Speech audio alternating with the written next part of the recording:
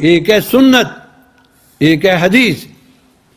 مثلا عمل کے اندر آپ صلی اللہ علیہ وسلم نے ہمیشہ، آپ کی سنت یہ ہے بیٹھ کر آپ پیشاب کرتے تھے، یہ سنت ہے۔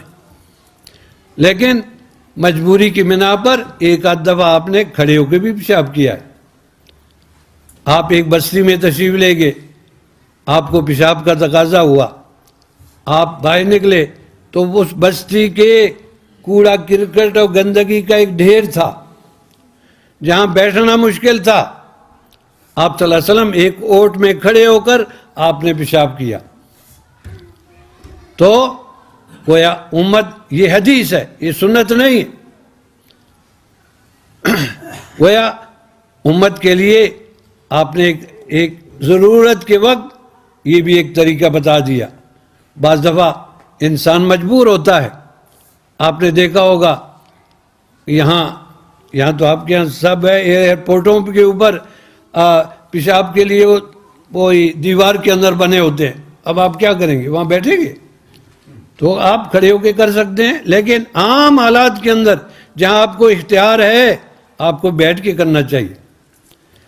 اسی لیے سنت اور حدیث کو سمجھنے کے لیے عقل چاہیے۔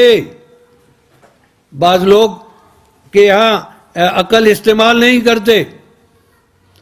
میں ایک رسالہ پڑھ رہا تھا، ایک مولانا بیان کر رہے تھے غالباً کینیڈا کا، تو وہاں ایک صاحب درس دے رہے ہیں اور یہی حدیث آئی کہ آپ صلی اللہ علیہ وسلم ایک بستی میں تشریف لے گئے اور وہاں کھڑے ہو کر آپ نے پیشاب کیا۔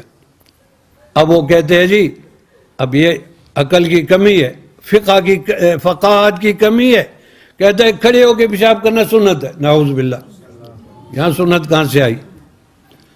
تو خیر وہ پڑھے لکھے تھے، سامنے بیٹھے ہوئے ایک کھڑا ہوا، اس نے کہا مولانا صاحب یہ سنت سے مردوں کے لیے عورتوں کے لیے بھی ہے۔ شرمندہ ہوا وہ۔ تو بہرحال کہنے کا مقصد ہے ایک ہے سنت، ایک ہے حدیث۔ اس لیے آپ نے فرمایا علیکم بسنتی، اور اسی لیے آپ دیکھتے ہیں ہم اپنے آپ کو کیا کہتے ہیں؟ اہل السنت والجماعہ، اہل السنت والجماعہ۔ یہ آپ نے یہ نہیں فرمایا علیکم بحدیثی۔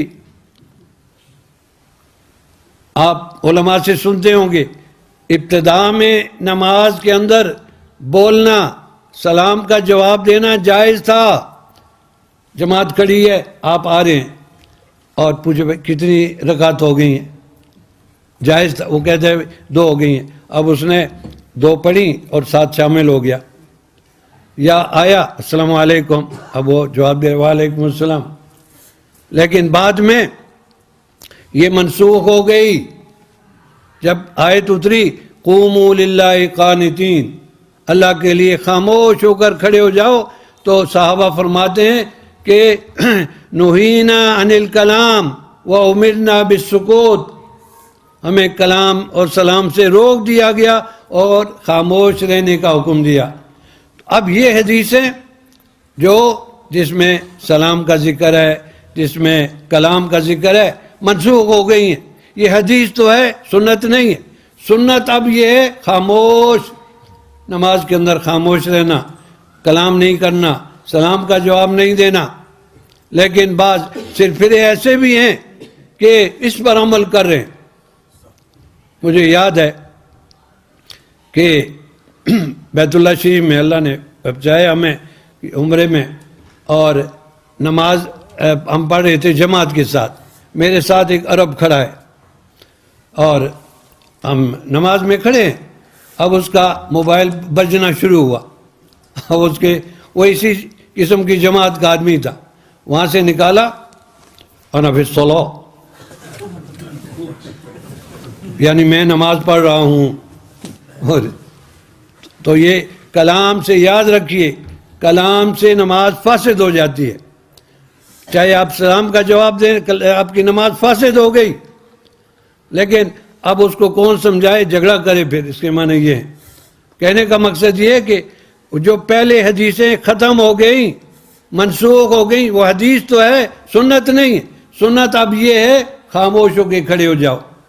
میرے بزرگوں اور بھائیوں، کہنا میں یہ چاہتا ہوں کہ اگر ہم عالم نہیں ہیں علماء سے پوچھیں بھائی. اللہ فرماتا ہے فَاسْأَلُوا أَهْلَ الذِّكْرِ إِن كُنتُمْ لَا تَعْلَمُونَ.